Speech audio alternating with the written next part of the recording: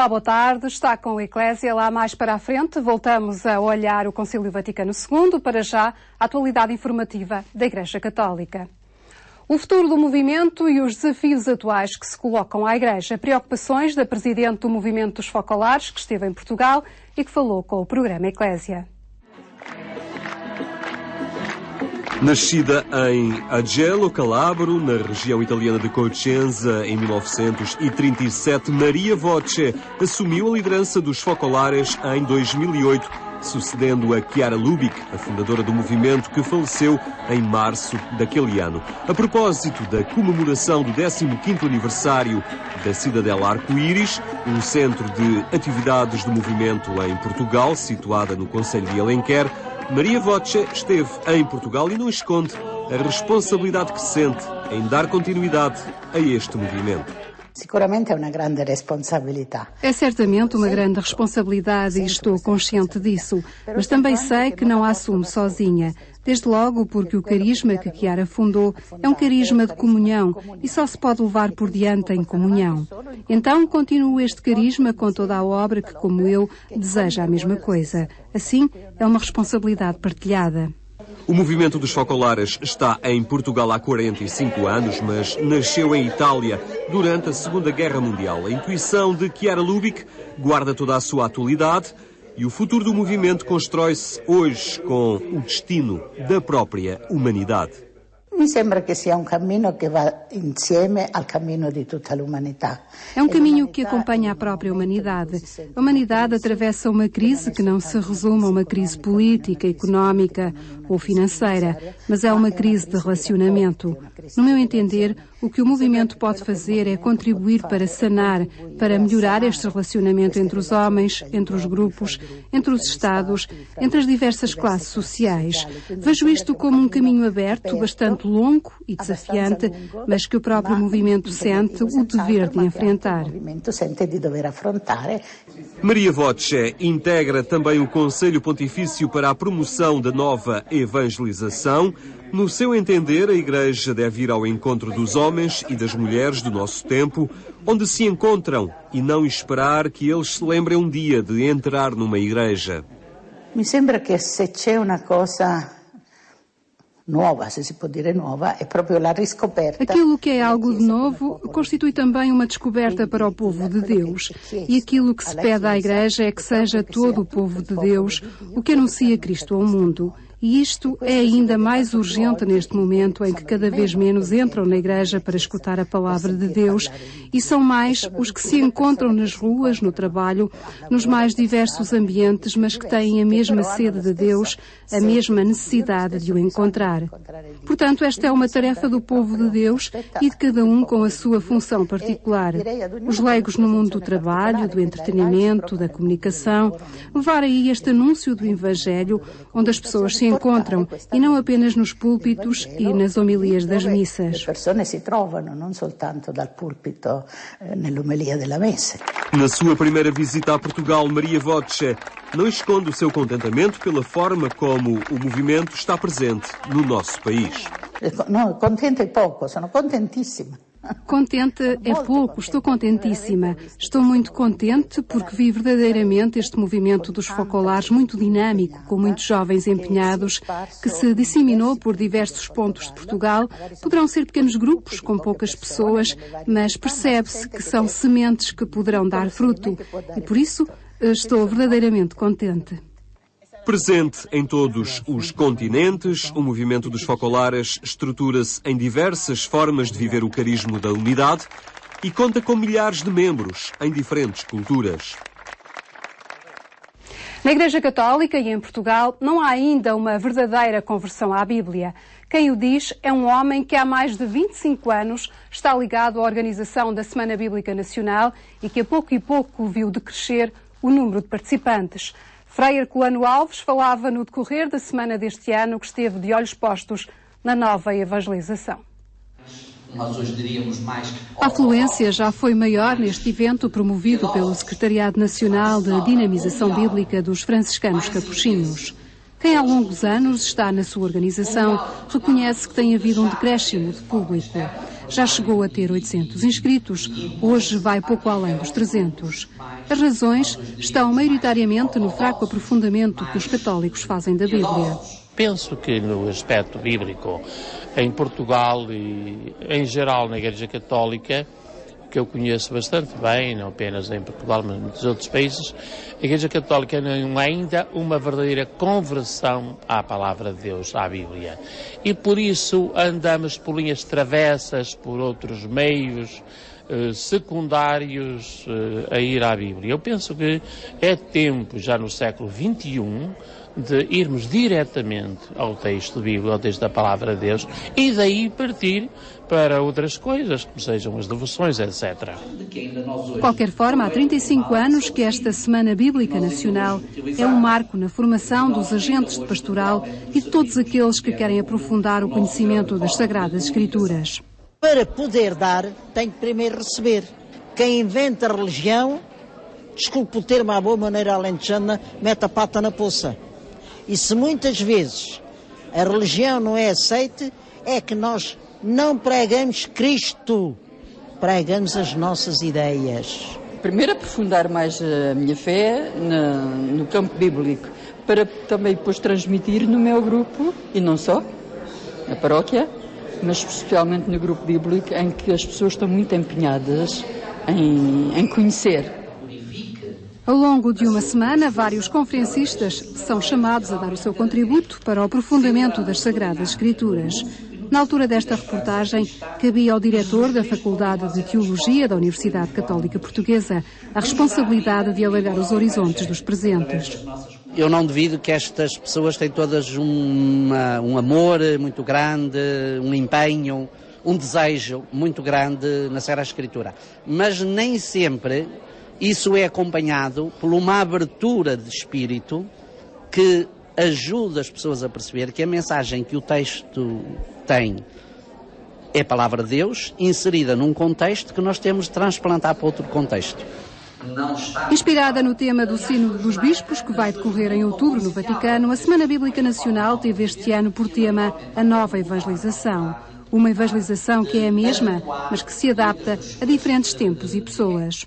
Noutros tempos, e nós ainda hoje conhecemos as histórias dos missionários, que faziam uma espécie de imposição. Depois falou-se muito da enculturação, e hoje em dia fala-se muito do diálogo, não é? E eu creio que a enculturação também já supõe diálogo. Mas hoje creio que a fé tem de se assumir como um parceiro fundamental. Pelos cristãos têm de assumir a sua fé como um parceiro fundamental para a sua identidade. O que é preciso é simplesmente fazer evangelização. Porque nós vivemos num país, já falando para o nosso país, num país que não é evangelizado. Que foi desevangelizado. Um país que já não é católico, na prática, nós não somos um país católico. Só, enfim, teoricamente, tradicionalmente, talvez institucionalmente, enfim, a nível da Igreja, somos um país católico, mas na prática não. Uma das conquistas destes 35 anos de Semana Bíblica, para além da formação que já proporcionou a todos os que por aqui já passaram, foi conseguir multiplicar o próprio modelo. Hoje são várias as dioceses que exploram nas suas igrejas locais os temas sugeridos pela Semana Bíblica Nacional. Desde o dia 30 de agosto que as relíquias de São João Bosco estão a percorrer o país. Uma iniciativa para assinalar o bicentenário do nascimento do fundador dos Salesianos. Uma congregação com vários centros educativos espalhados pelo país. A Escola Salesiana de Manique é um desses centros e falou à Eclésia sobre o significado desta peregrinação.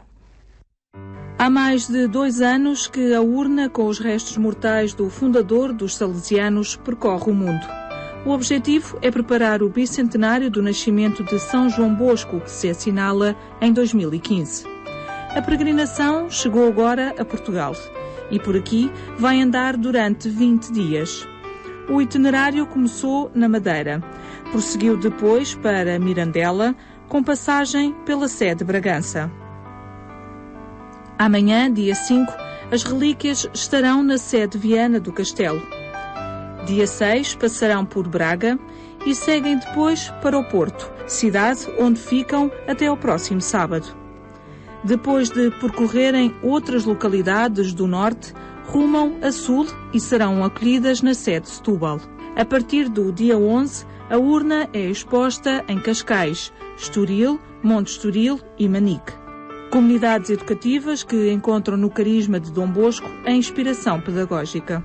É um ponto alto, digamos assim, porque nos referimos diretamente ao fundador dos salesianos, presente através das suas próprias relíquias, que estará connosco no dia 13 de setembro. E é, sem dúvida nenhuma, o grande desafio e a grande presença. Queremos, de facto, que seja um momento para nós reforçarmos a nossa própria pedagogia, que é a pedagogia de São João Bosco. E ele vem nos visitar, digamos assim, para nos lembrar que é possível educar em qualquer ambiente e em qualquer circunstância. A presença das relíquias será uma oportunidade para um trabalho de reflexão que se prolonga ao longo do ano e que marcará todos os centros educativos desta comunidade religiosa.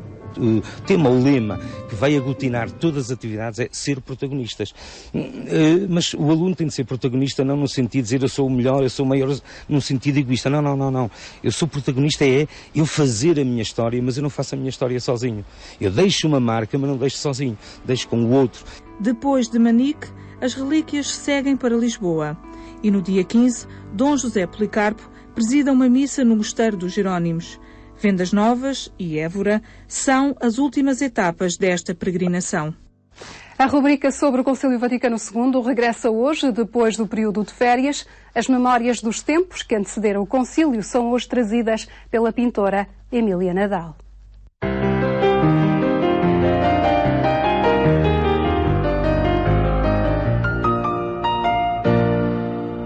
Olá, muito boa tarde. Retomamos esta nossa rubrica que regressa um pouco no tempo e revisita essa época anterior à convocação do Concílio Vaticano II. Connosco temos desta vez a doutora Emília Nadal, pintora, artista plástica. Agradeço o facto de estar na nossa companhia.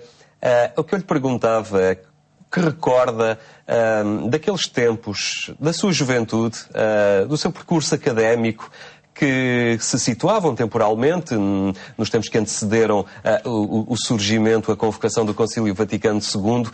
Já os jovens, nessa altura, pressentiam e sentiam também esta necessidade de algum arejamento, de alguma mudança na Igreja. Como é que viveu esses tempos no seu percurso formativo, no seu percurso de juventude? Eu queria começar por dizer que eu realmente sempre vivi num meio muito plural. O meu pai sendo catalão, espanhol, e a minha família materna portuguesa. O meu pai, embora sendo catalão, viveu muito tempo nos Estados Unidos também, em contacto com comunidades protestantes. Portanto, ele era uma pessoa profundamente ecuménica. Posso dizer que na minha família havia de tudo, os cristãos praticantes, os não praticantes, ateus inclusivamente, mas todos com uma estrutura cristã muito sólida. Todos se respeitavam nas suas opções, nas suas formas de viver, e uma coisa muito importante é que em todos eles havia um grande respeito, e não só pelas opiniões dos outros e pela maneira de estar, mas também eram absolutamente contra os rigorismos católicos daquela altura. E isso marcou muito a minha própria visão do mundo também.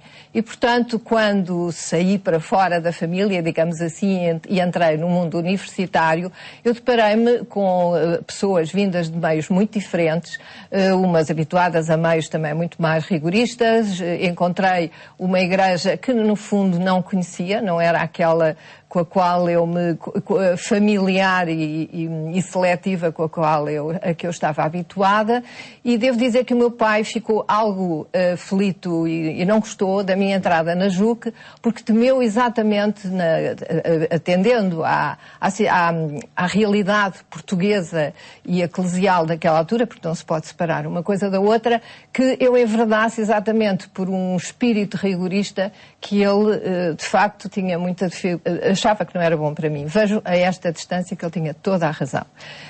E o facto de me ter deixado ir para a Escola de Belas Artes assim o demonstra, nos anos 50, no princípios, meados dos anos 50.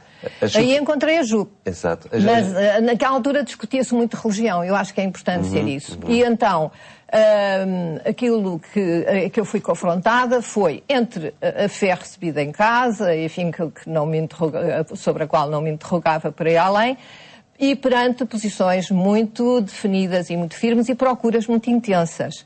E eu, a certa altura eu percebi que aquilo que eu precisava de encontrar era um sentido para a vida.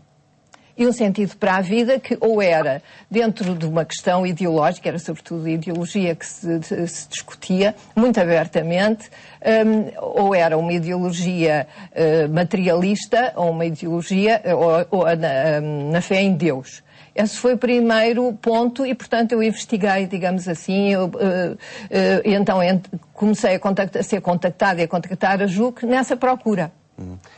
Agora, a minha encontro com Jesus Cristo foi através da Bíblia.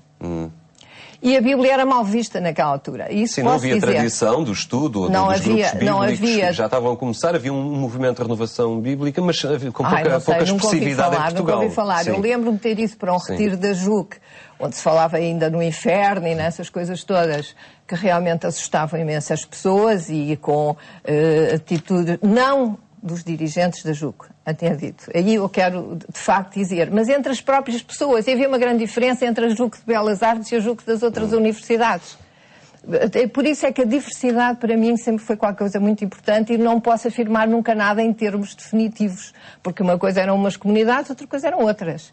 Mas o meu encontro com Jesus Cristo devo, de facto, à Palavra de Deus na Bíblia, que o meu pai me deu uma Bíblia quando eu tinha 15 anos e que levantou grandes suspeitas num retiro da JUC, e a uma colega evangélica com quem eu discutia. Nós discutíamos ambas a Bíblia, discutíamos ambas as nossas respectivas igrejas, e a certa altura demos connosco a dizer, mas isto é um disparate. E encontramos ambas a pessoa de Jesus Cristo. Foi maravilhoso. Eu tenho uma dívida enorme por termos feito este caminho conjunto. As duas sozinhas, sem qualquer apoio. E também os padres que realmente assistiam à JUC, que eram extraordinários e que moderavam todos esses extremos e onde já havia toda essa ânsia de uma nova mentalidade. Esta resistência ao estudo da Bíblia era por alguma desconfiança, de alguma forma, em relação ao trabalho, que já era feito com alguma profundidade por parte da tradição evangélica, nomeadamente, e protestante? Não, é que eu acho que no meio católico, pelo menos assim, entendia todos aqueles que me rodeavam e que viam de uma forma suspeita o meu amor pela Bíblia, era que a Bíblia era sinónimo de protestantismo.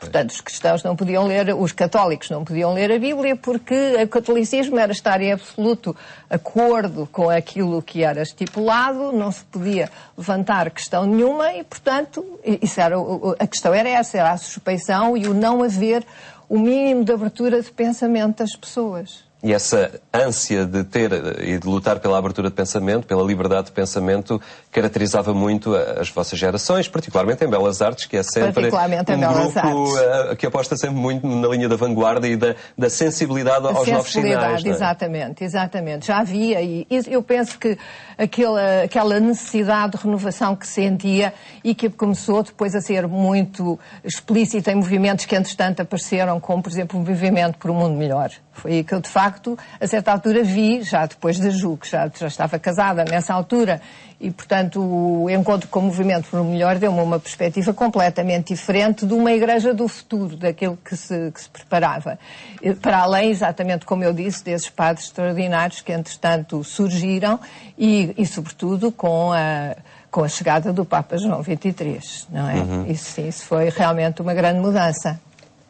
Para a juventude, eram tempos de grandes ideais, não é? As pessoas apostavam e entregavam-se, acreditavam em ideais. Sim, mas isso começou exatamente na Ação Católica. Não pode ser que a juventude fosse muito grande. Eu era aquela única que eu conhecia, assim, com um mínimo de consciência, mas também era o meu meio, não é? Agora, o problema foi esse com a Igreja. O problema foi que na Ação Católica, aquilo que estava por trás da Ação Católica era que nós éramos o braço avançado da hierarquia. Nós íamos onde a hierarquia não podia ir. Havia um excessivo controle. Aquilo que fazia... Não era completamente dirigido. Portanto, fazia parte da filosofia dos próprios movimentos. O problema começou quando realmente aquilo que era a vontade e o pensamento da hierarquia em relação às questões sociais e em relação às questões políticas começaram a entrar em conflito com o nosso ver, julgar e agir no terreno. Porque se o ver, julgar e agir implicava ver situações de injustiça que era preciso realmente denunciar. E tudo isso entrava imediatamente em conflito com a hierarquia da época, que não queria ser, digamos, identificada com aquelas posições tão concretas. Mas não era só a hierarquia, era toda uma pleia, talvez ainda fosse ainda o que tinha mais poder, uma comunidade cristã extremamente que vivia dentro de um espírito completamente obscurantista e, sobretudo, que via em tudo o que era justiça social, depois a questão das autodeterminações, a questão da democracia, era comunismo. Era comunismo, era portanto, condenado pela Igreja, eram tudo condenações a esse nível.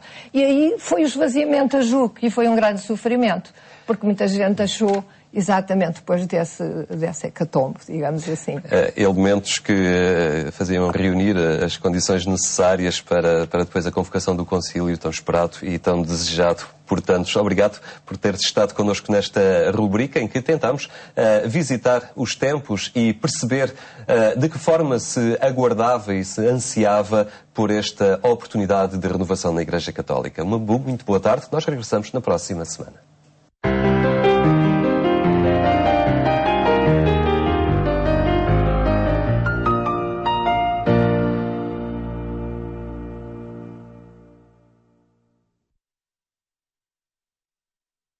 É tudo por hoje. Estamos de regresso amanhã com mais atualidade informativa, mas até lá, imagem, som e texto sobre estes e outros acontecimentos estão disponíveis na plataforma multimédia da Igreja Católica na internet. Fique bem e até amanhã, se os quiser.